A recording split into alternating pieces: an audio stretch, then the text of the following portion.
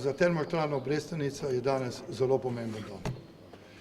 Mi ves čas iščemo možnosti še nekega zunanjega, eksternega vira prihodka in danes smo z Ministrstvom za obrambo podpisali neko pogodbo, pismo o nameri, kakorkoli že hočete, o sodelovanju na vzdrževanju in obratovanju bodočega pretekališča Stara vas za potrebe cerkljanskega letališča.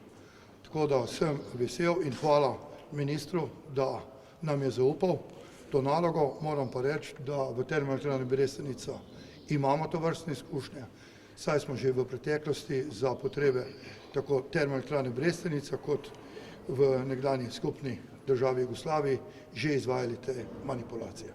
V Stari vasi se bo zdaj po NATO standardih zgradilo pretakališče tekočega goriva, ki bo oskrbovalo cerkljansko letališče.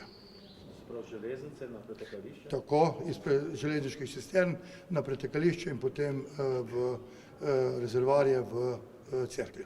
Tam že imate solastniški delež, zato ste zraven. Tako je, mi smo solastnik tega zemljišča v tem pretekališču Stara vas in smo pač skušali in hvala tudi ministru našli skupni jezik, da lahko to zadevo v bodoče skupaj gradimo, peljemo, vzdržujemo in obratujemo. So bili pa tam včasih rezervoarji za vas, pa tudi za letališče, ne? Tako je, to je že bilo, tako kot sem rekel, v bivši skupni državi Jugoslaviji je imela tam vojska pretekališče, kjer je prav tako oskrbovala cerkljansko letališče in tudi mi smo imeli pretovor za svoje potrebe, torej plinske turbine v Termoelektrarni Brestanica.